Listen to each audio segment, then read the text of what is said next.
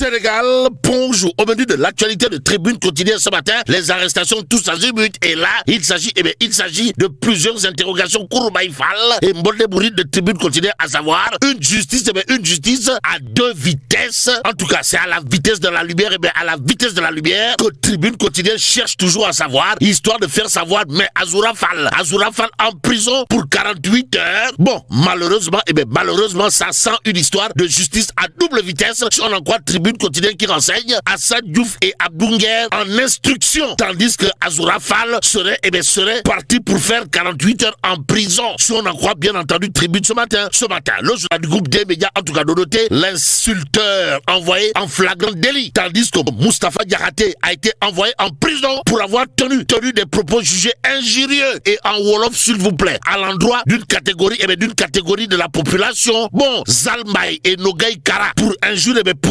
publique, et ce que rend public Tribune Quotidienne porte sur des faits bizarres de chez bizarre. Comprenez, pour des propos jugés contraires aux bonnes mœurs tenus sur les réseaux sociaux. Nying écope de 2 ans avec sursis. Que dire autour de ces faits? À lire à la une de Tribune Quotidienne. Sinon, bizarre, vous avez dit bizarre comme c'est bizarre. D'où l'intérêt pour nous de prendre ce matin Enquête Quotidienne, le journal d'indiquer crise politique, procédure pénale, la justice à l'épreuve. De quoi s'agit-il exactement?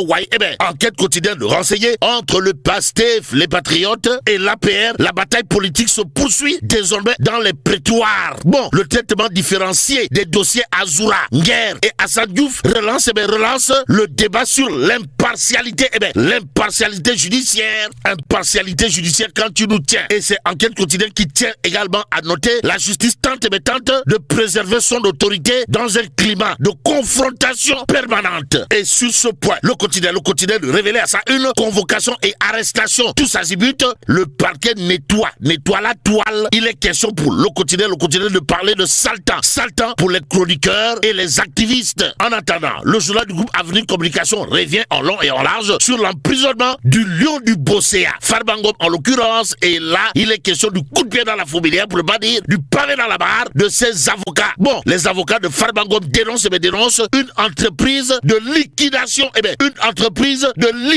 familiale. Renseigne bien entendu le quotidien ce matin. L'autre journal qui s'intéresse à l'affaire Farba Ngom, c'est Sud Quotidien, le journal du groupe Sud Communication, en tout cas de révéler la défense contre-attaque de la défense du sieur Farba Ngom à l'arme lourde, semble tenter de dire. Que retenir à ce sujet? Sinon, face à la presse, les avocats dénoncent une dérive judiciaire et des violations graves des droits de la défense, informe en tout cas Sud Quotidien. Le quotidien Les Échos de nous livrer à sa une irrégularité, ciblage sélectif, règlement de compte politicien. Les avocats de Farba Ngom démontent pièce par pièce la procédure et les accusations. Accusés, levez-vous, semble tenter de dire. En tout cas, maître El Hadj Oumar Youm, avocat de Farba Ngom, n'a pas manqué de dire d'après Les Échos, il n'y a pas, alors là, pas du tout un dossier judiciaire ici. En d'autres termes, il n'y a rien et absolument rien du tout dans le dossier Farba Ngom, dira maître El Hadj Oumar Youm, avant de marteler. Toujours dans Les Échos, c'est une commande politique.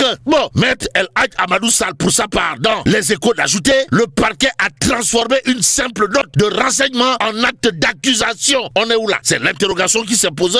Que retenir d'autre? Des réactions des avocats de Farba Ngom, sinon celle de maître Abdou Djali Kane. Toujours dans Les Échos, comprenez, le juge a forcé le droit pour lui coller des charges imaginaires. D'où la réaction sismique, voire volcanique et même atomique, signé maître Baboucar Cissé, plus que déterminé à prendre les adversaires de son client, Farba Ngom en l'occurrence, par les pieds, voire par les hanches. En tout cas, maître Baboucar Cissé, toujours dans Les Échos, de dire on a piétiné les textes pour atteindre un homme. Détoile maître Baboucar Cissé. Waouh. Bon, les propos de maître Baboucar Cissé à lire toujours dans Wolf Quotidien. Le journal de souligner les propos de l'avocat Teigneux avocat du barreau de Dakar, à savoir, on piétine la loi pour atteindre une personne. Bon, Farba Ngom en personne aura probablement de quoi dire waouh à ses avocats en lisant Wolf Quotidien, le journal dédié charge du parquet financier contre leurs clients. Les avocats de Farba Ngom, toute griffe dehors. En tout cas, maître Doudou Ndoye, sans contour ni détour de dire, les Sénégalais doivent maintenant avoir peur d'être riches. Aussi, il y a maître Abdou Djali Kane qui n'a pas pas user de la langue de bois avant de dire à haute intelligible voix, renseigne toujours Wolf Quotidien. Des saisies ont été opérées alors que Farba n'était même pas. Alors là, pas du tout inculpé. Ainsi, L'As Quotidien toujours, pour ceux qui relèvent des Punkalima Moukourbaïfal, des Ngandima Moubolde Bouride, signé Maître Baboucar Sissé, avocat de Farba Ngom, de nous livrer les propos de l'homme, comprenez? On veut humilier une famille et une communauté. Oui, que dire d'autre? Des réactions au vitriol notées ça et là, sinon celle de Maître El Hadj Amadou Sall, qui n'a pas jugé utile de faire le trajet Dakar-Thiaroye Diallo-Pitch-Dakar avant de dire dans L'As Quotidien, Farba et Tahirou ne savent pas. Alors là, pas du tout pourquoi ils sont en prison. Ainsi, les avocats dénoncent une justice de vengeance, révèle en tout cas L'As Quotidien ce matin, source a de parler du pool d'avocats de Farba Ngom qui qualifie l'emprisonnement du maire de Agnam de dérive judiciaire.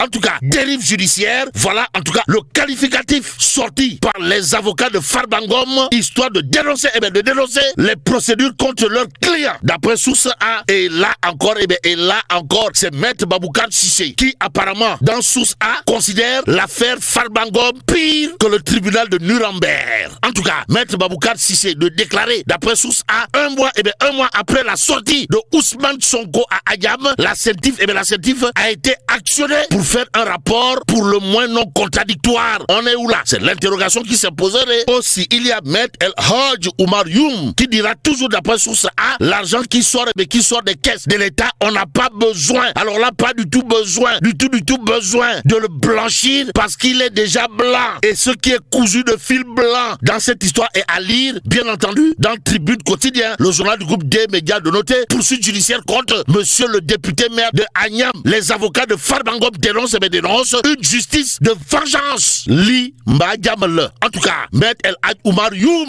a, d'après cette fois Direct News, déclaré Farba Ngom sera libre et relaxé ce mercredi si la justice est indépendante. À bon entendeur, salut. Bon, restons avec Direct News qui semble nous renseigner que Ndeketeyo, ça sent le Nefer Mbam. S'agit-il de Mbam Khour, Mbam Seuf ou Mbam Al? En tout cas, le quotidien piloté par Pape Diogoy Faye ou Borom Gekor de révéler à ça une reddition des comptes. Les taux se resserrent autour de Macky Sall. En d'autres termes, celui qui aura de quoi se ronger les ongles en lisant Direct News ce matin, c'est Macky Sall. Direct News de révéler en tout cas la fondation de Marème Faye Sall. Dans le collimateur de la justice. En attendant, passons à l'Observateur. Le journal nous a amené au pôle judiciaire financier. Pourquoi faire? Pour nous dire, Serigne Abdou Karim Mbaké, cité dans l'affaire des 10 milliards de Amadou Macky Sall, placé sous mandat de dépôt, en attendant de voir si Sawai Amadou Macky Sall viendra au Sénégal. Restons avec l'Observateur, qui parle de flou comptable, dans les finances publiques. Et ce que rend public le journal du groupe Futur Média porte sur un fait clair, comprenez? Lansar Automobile au cœur d'une nébuleuse, au cœur d'une mafia de 16,57 milliards de francs CFA. En tout cas, des factures de location de voitures à l'État qui dépassent l'entendement, c'est-à-dire qui dépassent largement les 13 milliards 610 millions 88 725 francs CFA, pour lesquels le parquet financier a déjà ouvert une enquête de capitaux. Et ce qui semble capital d'après l'Observateur, c'est de livrer les zones d'ombre d'une opération effectuée 5 jours après la présidentielle de 2024. En attendant, Libération, toujours au chapitre des activités du pôle judiciaire financier, de nous livrer une enquête de la section de recherche de Saint-Louis. Et là, il s'agit de banditisme, financier au cœur de l'agropole Nord. Et pour ne pas perdre le Nord, l'évidence quotidienne d'indiquer scandale des dépôts à terme, l'ex-trésorier général, comprenez Abdoulaye Fall Ndiagayaram, écarté totalement, pour ne pas dire complètement, et voire carrément de toute implication. Bon, restons avec l'évidence quotidienne qui parle de la position magistrale, pour ne pas dire monumentale et même cardinale, bref, cathédrale de la coalition John. En tout cas, pas de dialogue sans respect des libertés. Voilà la réaction de la coalition John, si on en croit bien entendu l'évidence, le journal. De retenir et faire retenir le coup de semonce de la coalition John emmenée de main de maître par l'imam Ratib Mohamed Mustafa Diagne. Information à lire bien entendu dans Tribune. Le journal de titre Dialogue national de fin mai 2025. La coalition John rejoint le boycott. En d'autres termes, l'imam Ratib Mohamed Mustafa Diagne et ses camarades de la coalition John semblent dire un jubilé mina dialogue national Radim.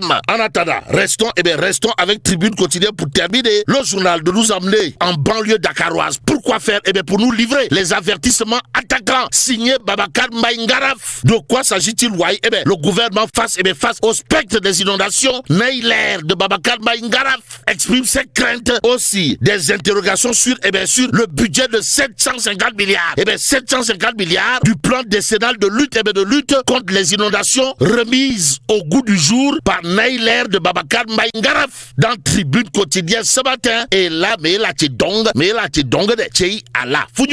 Bon, que Dieu préserve le Sénégal.